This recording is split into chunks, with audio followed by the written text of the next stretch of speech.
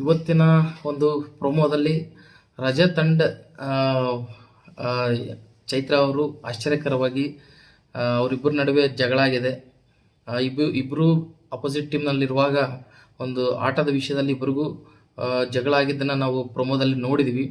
ಆದರೆ ನನಗೆ ಯಾಕೋ ಇದು ಒಂದು ನಾಟಕೀಯ ಅಂತ ಅನಿಸುತ್ತೆ. ಯಾಕಂತಂದರೆ ಇವರಿಬ್ಬರು ಕೂಡಿ ಗೇಮ್ ಆಡ್ತಿದಾರೆ ಅಂತ ಮನೆ ಮಂದಿ ಎಲ್ಲರೂ ಸುದೀಪ್ ಸರ್ ಮುಂದೆ ಹೇಳುವಾಗ ಮತ್ತು ಅನೇಕ ಡಿಸ್ಕಷನ್ಸ್ಗಳಲ್ಲಿ ಇವರಿಬ್ಬರ ನಡುವೆ ಇವರಿಬ್ಬರು ಸಪ್ರೇಟ್ ಅಲ್ಲ, ಇಬ್ಬರು ಕೂಡ ಗೇಮ್ ಆಡ್ತಿದಾರೆ ಅಂತ ಹೇಳಿ ಎಲ್ಲರೂ ಹೇಳಿದ್ದನ್ನು ನೋಡಿ ಇವ್ರು ಏನಾದರೂ ಒಂದು ಗೇಮ್ ಆಡ್ತಿದಾರ ಅಥವಾ ಆ್ಯಕ್ಟಿಂಗ್ ಮಾಡ್ತಿದಾರ ಅಂತ ಅನಿಸುತ್ತೆ. ಯಾಕಂತಂದರೆ ಹಿಂದೆ ಇದೇ ಥರ ಅಶ್ವಿನಿ ಅಂಡ್ ಜಾನ್ವಿ ಅವರು ಕೂಡ ಇದೇ ಥರ ಒಬ್ಬರನ್ನ ಪರವಾಗಿ ವಹಿಸ್ಕೊಂಡು ಇನ್ನೊಬ್ಬರು ಮಾತಾಡೋದನ್ನ ನೋಡಿ ಎಲ್ಲ ಮನೆ ಮಂದಿ house contestants and Sudeep sir ಕೂಡ ಇವರಿಬ್ಬರು ಕೂಡ ಒಂದೇ, ಬೇರೆ ಬೇರೆ ದೇಹಗಳು ಆತ್ಮ ಒಂದೇ ಅನ್ನೋ ಥರ ಅವರಿಬ್ಬರನ್ನ ಹೇಳುವಾಗ ಅವರಿಬ್ಬರು ಏನು ಆ್ಯಕ್ಟಿಂಗ್ ಒಂದು ಪ್ಲ್ಯಾನ್ ಮಾಡಿಕೊಂಡು ಡ್ರಾಮಾ ಮಾಡಿದ್ರು. ಇಬ್ಬರು ಸಪ್ರೇಟ್ ಅಂತ ಹೇಳಿ ಜಗಳನೂ ಆಡಿದ್ರು.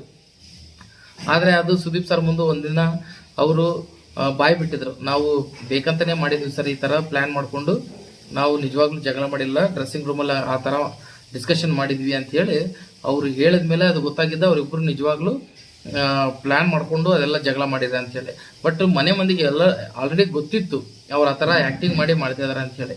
ಸೊ ಅದೇ ಪ್ಲ್ಯಾನ್ನ ರಜತ್ ಅಂಡ್ ಚೈತ್ರ ಅವರು ಕೂಡ ಯೂಸ್ ಮಾಡ್ತಿದ್ರೇನೋ ಅಂತ ಅನ್ನಿಸ್ತಾ ಇದೆ ನನಗಂತೂ ಅದು ಪ್ರೊಮೋ ನೋಡಿದ ಮೇಲೆ. ಯಾಕಂತಂದರೆ ಅದರಲ್ಲಿ ಒಂಥರ ನಾಟಕೀಯ ಥರ ಅದು ಫೈಟ್ ಇತ್ತು ಹೊರತು ಅಗ್ರೆಸಿವ್ ಫೈಟ್ ಅಂತೂ ಇದ್ದಿಲ್ಲ.